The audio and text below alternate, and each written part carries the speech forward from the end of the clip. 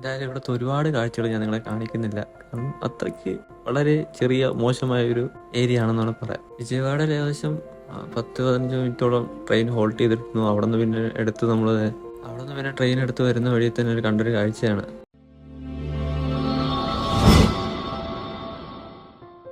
രാവിലെ എഴുന്നേറ്റപ്പോൾ തന്നെ ഏകദേശം കാട്ട്പാടി റെയിൽവേ സ്റ്റേഷനിലേക്ക് അടുത്തുകൊണ്ടിരിക്കുകയാണ് നമ്മുടെ ട്രെയിൻ. പോകുന്ന വഴിയിലെ കാഴ്ചകളൊക്കെ അതിമനോഹരമായിരുന്നു. എല്ലാവരും അവരവരുടെ ജോലിക്കായി പോകുന്ന ഒരു സമയം.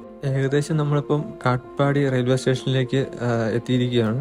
മറ്റ് സ്റ്റേറ്റിൽ നിന്നുള്ള സാധനങ്ങൾ അവർ ഗുഡ്സ് ട്രെയിൻ വഴി കൊണ്ടുവന്നിട്ട് ലോറിയിലേക്കൊക്കെ മാറ്റുന്ന കാഴ്ചയാണ് ഇപ്പം നമ്മൾ കണ്ടുകൊണ്ടിരിക്കുന്നത്. ഇവിടെ ഏകദേശം ഒരു 10 മിനിറ്റോളം ട്രെയിൻ ഹോൾട്ട് ചെയ്തിട്ടിരിക്കുകയാണ്. ആ സമയം കൊണ്ട് തന്നെ പെട്ടെന്ന് പോയി ഫ്രഷ് ആയിട്ട് വന്നു. നേരെ നമ്മൾ അടുത്ത ലക്ഷ്യസ്ഥാനം നോക്കി നമ്മുടെ ട്രെയിൻ കുതിച്ചു പായുകയാണ്. ഈ പോകുന്ന വഴിക്കുള്ള കാഴ്ചകളൊക്കെ ഒരുപാട് നെൽവയലുകളും മറ്റ് കൃഷിയിടങ്ങളും കൃഷി ചെയ്യുന്നതും കൃഷി നിലങ്ങളും അങ്ങനത്തെ കാഴ്ചകളാണ് ഇന്നത്തെ ഈ വീഡിയോയിൽ ഫുള്ളായിട്ട് കാണാൻ നമ്മൾ പോകുന്നത്. പിന്നെ ഇതിൻ്റെ ഇടയ്ക്ക് തന്നെ ഒരുപാട് ഫാക്ടറീസ് വരുന്നുണ്ട്. റാംകോയുടെ ആണെങ്കിലും ഇന്ത്യൻ ഓയിലിൻ്റെ ആണെങ്കിലും അങ്ങനത്തെ ഒരുപാട് ഫാക്ടറീസ് നമ്മൾ ഈ പോകുന്ന വഴിക്ക് തന്നെ കാണാൻ പറ്റുന്നുണ്ട്. ഈ ക്ഷേത്രം കേട്ടോ, ഇത് ഏകദേശം നമ്മുടെ വെള്ളത്തിനെ ചുറ്റപ്പെട്ട് കിടക്കണം കേട്ടോ. കാരണം ചുറ്റും നെൽപ്പാടങ്ങളാണ്. അതിൻ്റെ ഉള്ളിലായിട്ടാണ് ഈ ക്ഷേത്രം സ്ഥിതി ചെയ്യുന്നത്. അതുകൊണ്ട് അവിടെയായിട്ട് കണ്ടെയ്നേഴ്സ് ഒരുപാട് അടുക്കി വെച്ചിട്ടുണ്ട്. ഇത് കണ്ട് ഈ ട്രെയിൻ ഒരു വെറൈറ്റി ഇതാണ്. ഇത് മിക്കവാറും ഗുഡ്സ് കൊണ്ടുപോകാൻ വേണ്ടി ഉപയോഗിക്കുന്ന ട്രെയിനാണ്. ഇവർ വിജനമായ വഴിയിലൂടെയാണ് യാത്ര എന്ന് പറയുന്നത്. കാരണം ഒരു സൈഡിലും ഒന്നുമില്ല, വീടൊക്കെ കുറവാണ്, ഫുൾ തരിശു ഭൂമികളാണ്. അതിൻ്റെ ഇടയ്ക്ക് വെള്ളത്താൽ ചുറ്റപ്പെട്ട് കിടക്കുന്നു. പിന്നെ നെൽപ്പാടങ്ങൾ, ചിലയിടത്താണെങ്കിൽ നെല്ല് അവർ കൊയ്തിട്ടുണ്ട്, ചിലയിടത്ത് നെല്ല് കൃഷി ചെയ്തുകൊണ്ടിരിക്കുന്നു, ചിലയിടത്ത് നെല്ല് വിളവെടുക്കാറായിരിക്കുന്നു. അങ്ങനത്തെ കാഴ്ചകളാണ് ഇപ്പം നമ്മൾ കണ്ടുകൊണ്ടിരിക്കുന്നത്. പിന്നെ റെയിൽവേ സ്റ്റേഷനിൻ്റെ അടുത്തുള്ള തോടുകളുടെ അവസ്ഥ പറയണ്ടല്ലോ, സ്വാഭാവികമായിട്ടും എല്ലാം മലിനമാണ്. കാരണം അത് തന്നെയാണ് ഇപ്പോഴും നമ്മൾ കണ്ടുകൊണ്ടിരിക്കുന്ന കാഴ്ചയും. വീടിൻ്റെ തൊട്ട് ബാക്കിൽ ഇങ്ങനെയൊക്കെയുള്ള ഒരു അവസ്ഥ നമ്മൾ ഒരുപാട് കണ്ടിട്ടുണ്ട്. അതുപോലത്തെ ചെറിയൊരു കാഴ്ചയാണ് ഇതും. ചിലയിടങ്ങളിൽ അവരത് ക്ലീൻ ചെയ്ത് നല്ല രീതിയിൽ കൊണ്ടുവരുന്നുണ്ട്. ചിലയിടത്ത് ഇപ്പോഴും അവസ്ഥ ഏകദേശം ഒരുപോലെയാണ്. അങ്ങനെ നമ്മൾ മറ്റൊരു റെയിൽവേ സ്റ്റേഷൻ എത്തിയിരിക്കുകയാണ്. പക്ഷേ ഇവിടെ സ്റ്റോപ്പില്ല, അതുകൊണ്ടാണ് ട്രെയിൻ വിട്ടിടിച്ച് പോകുന്നത്. ഈ ട്രെയിനിൽ ഏകദേശം സ്റ്റോപ്പുകൾ വളരെ കുറവാണ് കേട്ടോ. ഈ കാണുന്നത് തരിശു ഭൂമിയൊന്നുമല്ല, ഇതിൻ്റെ വെള്ളത്തിൽ പായൽ പോലത്തെ എന്തോ സാധനം പൊങ്ങിക്കിടക്കുന്നതാണ്. തരിശു ഭൂമിയൊന്നുമല്ല. കാണുമ്പോൾ നമുക്ക് ഇവിടെ നോക്കും തരിശു ഭൂമി പോലെ തോന്നുമെങ്കിലും അതല്ല സംഭവം. കായലിൻ്റെ മുകളിൽ പായലിങ്ങനെ പൊങ്ങിക്കിടക്കുന്നതാണ്. അതിൻ്റെ മണ്ട കൊക്കൊക്കെ ഇരിപ്പുണ്ട്, നിങ്ങൾക്ക് നോക്കം കാണാം. അതിൻ്റെ ബാക്കിലായിട്ട് വീടൊക്കെ ഉണ്ട് ഒരുപാട്. അതുകൊണ്ട് അങ്ങ് ദൂരെയായിട്ട് നമ്മൾ ഏതൊരു ഫാക്ടറി ആണെന്ന് തോന്നുന്നു. അതിൻ്റെ വ്യൂ എന്താണെന്ന് അറിയത്തില്ല.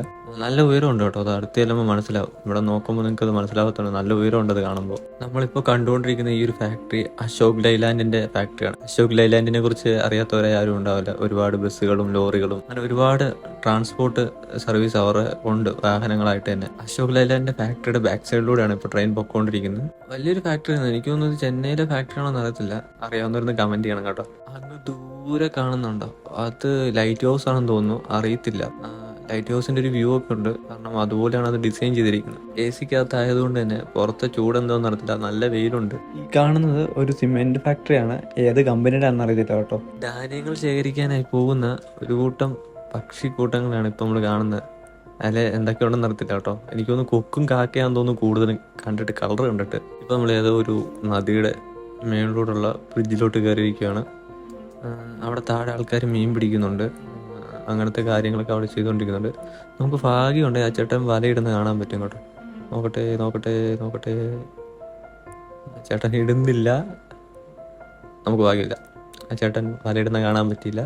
ഇനി നമ്മളിപ്പോൾ കാണാൻ പോകുന്നത് ഇന്ത്യൻ ഓയിലിൻ്റെ ഒരു ഗ്യാസ് പ്ലാന്റ് ആണ് ഇപ്പോൾ കാണാൻ പോകുന്നത്. അതിൻ്റെ ബാക്കിൽ കൂടെയാണ് ഇപ്പോൾ ട്രെയിൻ പോയിക്കൊണ്ടിരിക്കുന്നത്. ഇത് അവരുടെ ഗ്യാസ് കൊണ്ടുവന്ന ഗുഡ്സ് ട്രെയിനാണ്. അങ്ങനെ നമ്മൾ ഏകദേശം ഇപ്പോൾ സമയം വൈകുന്നേരം ഒരു 4 മണി കഴിഞ്ഞിരിക്കുകയാണ്. നമ്മളങ്ങനെ വിജയവാഡ റെയിൽവേ സ്റ്റേഷനിലേക്ക് അടുത്തുകൊണ്ടിരിക്കുകയാണ്. ശരിക്കും ഈ റെയിൽവേ സ്റ്റേഷനിൽ വന്നിട്ടുള്ളവർക്കറിയാം, ഇത് ശരിക്കും അറിഞ്ഞു കിട്ടിയൊരു പേരാണ് വിജയവാഡ.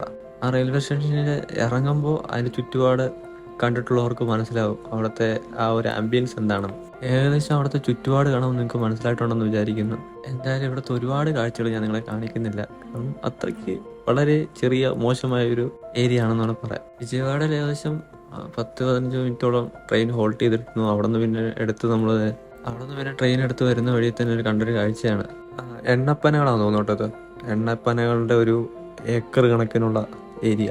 ഈ അടുക്കി വെച്ചിരിക്കുന്ന എനിക്ക് തോന്നുന്നു അവർ നെല്ലെല്ലാം കൊയ്ത് കഴിഞ്ഞിട്ട് അതിന്റെ കച്ചിയാണോ ഇത് നെല്ലോടെയാണോ അവർ അത് ഇങ്ങനെ അടുക്കി വെച്ചിരിക്കുകയാണ്. അവിടെ നിന്ന് തന്നെ കുറച്ച് മാറിയായിട്ട് തന്നെ കരിമ്പ് തോട്ടമുണ്ട്. ഇവർ കൃഷി എന്ന് വെച്ചാൽ കുറച്ച് കരിമ്പ്, കുറച്ച് നെല്ല്, അങ്ങനത്തെ ഒരു കൃഷി രീതിയാണ് ഇവരിവിടെ ചെയ്യുന്നതെന്ന് തോന്നുന്നു. അത് കഴിഞ്ഞ് കുറച്ചുകൂടി മാറുമ്പോൾ എണ്ണപ്പനകള്. എന്തായാലും സമയം ഇപ്പൊ ഏകദേശം 9 മണിയാകുമ്പോണ്. ഇതുവരെ ട്രെയിൻ വലിയ ലാഗ് ഇല്ലാതെ കറക്റ്റ് സമയത്ത് എത്തുന്നുണ്ട്.